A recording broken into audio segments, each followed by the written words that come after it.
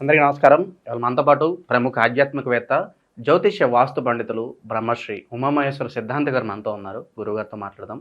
గురుగారు నమస్కారం. ఆయుష్మాన్ భవ. గురుగారు, 2025 జనవరి మాసం తులారాశి వారికి ఎలాంటి ఫలితాలు ఉండబోతున్నాయి? గ్రహస్థితి ఎలా ఉంది? ఎలాంటి రెమెడీస్ చేసుకుంటే బాగుంటుందంటారు? సర్వమంగళ మాంగళ్యే శివే సర్వార్థ సాధకే శరణ్యే త్రయంబకీ దేవి నారాయణీ నమోస్తుతే. ఓం గం గణపతియే నమః. ఓం శ్రీ గురుభ్యో నమః. శ్రీ క్రోధినామ సంవత్సర పుష్యమాసం, అలాగే శుద్ధ ద్వితీయ బుధవారము, ఉత్తరాషాఢ నక్షత్రము, వ్యాగుత యోగము, బాలవకరణము, తిదివార నక్షత్రములు ఈ రకంగా ఉంటే, గోచారమందు గ్రహ సంచారం ఈ రకంగా ఉంది. వృషభ రాశి యందు గురుడు, కర్కాటక రాశి యందు కుజుడు, కన్య రాశి యందు కేతువు, వృశ్చిక రాశి యందు బుధుడు, ధనుర్రాశి యందు రవి చంద్రులు, కుంభరాశి యందు శుక్ర శనులు, మీనరాశి యందు రాహువు సంచారం చేస్తుంది. ఈ యొక్క రాహు సంచారంతో పాటు నవగ్రహ సంచారాన్ని అనుసరించి తులారాశి వారికి చెప్పబడే ఫలితములు ఏ రకంగా ఉన్నాయి? ఈ యొక్క జాన్యువరి నెలలో తులారాశి వారు అత్యధికమైన ఖర్చులకు గురవుతారు. అధికమైన ఖర్చులు, ఆదాయానికి మించిన ఖర్చులు. ఏం చేయాలన్నా ఇబ్బంది కలిగే పరిస్థితి. అమ్మో, ఇంత ఇబ్బంది పడుతున్నాను నేను, అప్పులు చేయాల్సిన పరిస్థితి. అప్పులు చేయాలి, ఉన్న ధనాన్ని మొత్తం ఖర్చు పెట్టాలి. అందులోని ఇది జాన్యువరి నెల అయినందువల్ల ఎక్కువ ఇబ్బందికరమైన స్థితి ఏంటంటే పండుగ వాతావరణం. ఇక్కడ పండుగ వాతావరణం, పండుగ నాడు అంటే ఈ యొక్క ఇంటిలో ఉన్న వారికి బట్టలు కొనాలన్నాలా, ఇది ఆదాయం లేదు. వీళ్ళకి ఆదాయం తక్కువైపోయింది. గత 3 నెలల నుంచి కూడా ఆదాయం తక్కువైపోయింది. ఆదాయం లేనివల్ల ఈ పండుగ వచ్చి మీద పడగానే ఈ రెండాట్లకి ఎక్కువైపోయింది. ఏం చేయాలో అర్థం కాని పరిస్థితి. కానీ తప్పదు. అంటే ఏంటంటే అనుకోని ఖర్చులు వస్తుంటాయి. ప్రతి నెలలోని పలానా వాడు ఈ రేషన్ తేవాలి, అది ఇంకోటి తేవాలి, ఈ పలానా రెంట్ కట్టాలి, పలానా ఇది చేయాలని చెప్పి ప్రతి వాళ్ళకి ఉంటాయి. అది వేరు. ఇది అనుకోంది ఎక్స్ట్రా ఖర్చు వస్తే తట్టుకోవడం కష్టం. అటువంటి ఇబ్బంది ఈ తులారాశి వారు పడుతున్నారు. తులారాశి వారిది అంటే ఏంటంటే, తులా అనగానే కాట, తూకం, బ్యాలెన్స్డ్గా ఉండాలి. ఈ బ్యాలెన్స్ తప్పుతున్నారు ఇక్కడ వీళ్ళు. ఎటు పడడానికి అవకాశం కానీ చెయ్యాలి. అదే పరిస్థితుల్లో ఈ తులారాశి వారి యొక్క విధానాన్ని ఆలోచిస్తే, తులారాశి వారికి లో ఉన్న విద్యార్థుల యొక్క ఫలితాన్ని చూద్దాం. వీళ్ళు చదువుకున్న విద్య పూర్తి చేసి ఉద్యోగ అన్వేషణలో ఉంటే ఈ యొక్క వారు 16వ తారీఖు నుండి, అంటే ముక్కనుమ అంటారు, 16వ తారీఖు నుంచి వీళ్ళు ప్రయత్నం చేస్తే ఆ ప్రయత్నము విజయవంతంగా మాసాంతం లోపల పూర్తవుతుంది. మాసాంతం అంటే 31వ తారీఖు లోపల ఇది పూర్తి చేయగలుగుతున్నారు విద్యార్థులు. వ్యాపార రంగంలో ఉన్నవారు కూడా 16వ తారీఖు నుంచి, ముక్కనుమ నుంచి వ్యాపారాన్ని అభివృద్ధి చెందుతారు.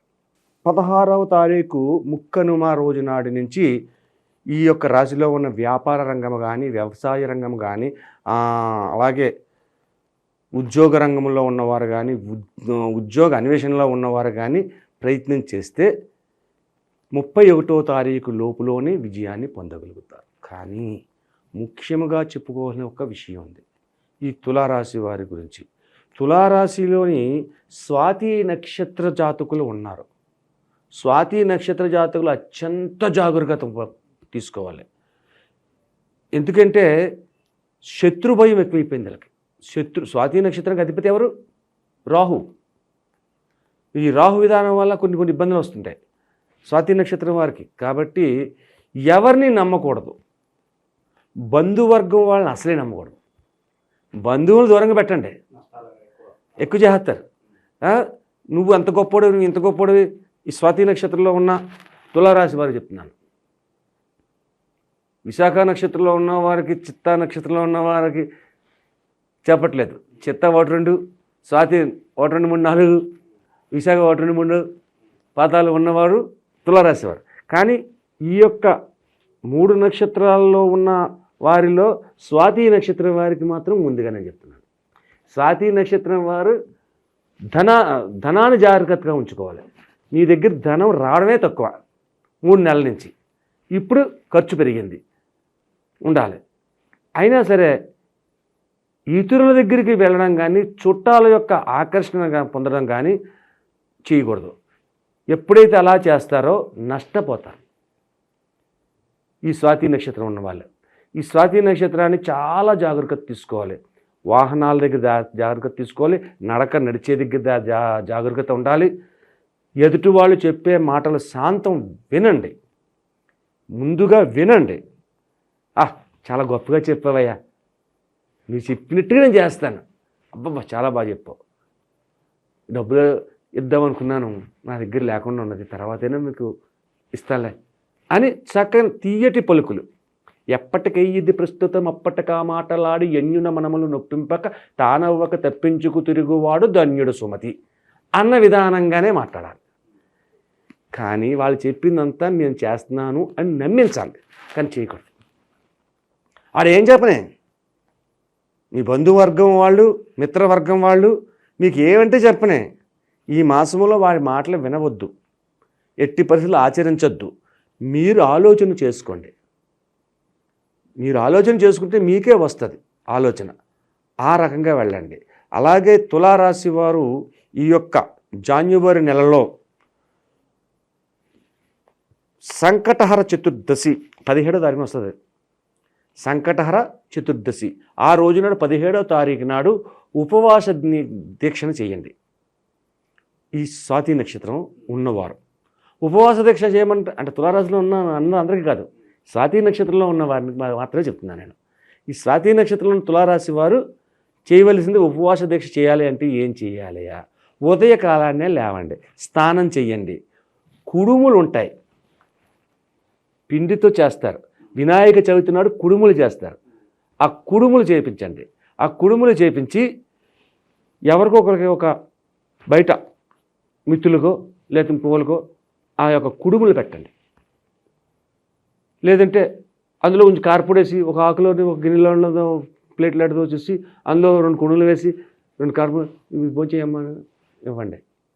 4 5 అలా చెయ్యండి 17వ తారీఖు నాడు. ఆ తర్వాత మధ్యాహ్నం భోజనం చేసేటప్పుడు ఆవాలు లేకుండా భోజనం చేయండి. మీరు తినే తిండిలో ఆవాలు ఉండకూడదు. కుడుములు తింటున్నారు, తినండి, కుడుముల్లో ఆవాలు ఉండవు, అవి తినచ్చు. ఇలా చేసుకోవాలి. సంధ్యా సమయం అయ్యేసరికి ఏదైనా దేవాలయం దగ్గరికి వెళ్ళి ఆ దేవాలయం దగ్గర ఉన్నవాడికి మీకు తోచినంత ధన విధానాన్ని ఇవ్వండి. లేదు ఇంకా ఈ స్వాతి నక్షత్ర జాతులకే చెప్తున్నాను, ఇంకా అవకాశం ఉంటే మీకు నల్లటి దుప్పటలు ఇవ్వండి అక్కడున్న యాచకులకు. ఎందుకంటే జాన్యువరి నెల చలి ఎక్కువగానే ఉంటుంది.